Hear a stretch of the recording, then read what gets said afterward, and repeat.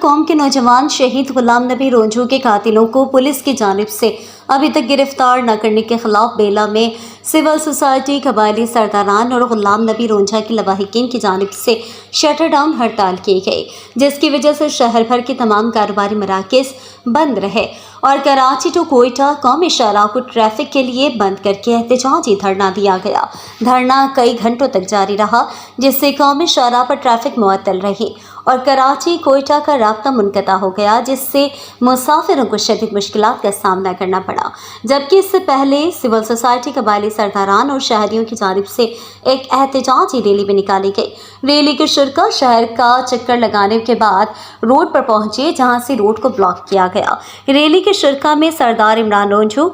सरदार Majeed Jamur, Sardar Aurangzeb Mengal, Agha Mohammad Qadoor, Abdul Wahid Baloch, advocate Asim Ronjhu, advocate Abdul Wahid Ronjhu, Syed Majid Shah, councillor Vinod Kumar शामिल थे। धरने के शुरा से मुज़ाकरात के लिए डिस्ट्रिक्ट चेयरमैन लसबेला सरदार रशीद फुराई, साबिक chairman Anwar Ronjhu, SHO Bela Yar Mohammad commando, JIT committee के members inspector Hashim Ronjhu, inspector Amin Lasi के हमरा धरना गाह पहुंचे और शुरा से कामयाब मुज़ाकरात हुए। इंतज़ामिया की जानिब से यह यकीन दहानी करवाई गई कि कातिलों को 10 दिन में गिरफ्तार किया जाएगा, जिसके बाद रोड को ट्रैफिक के लिए खोल दिया गया और शटर डाउन हड़ताल भी ख़त्म कर दी गई।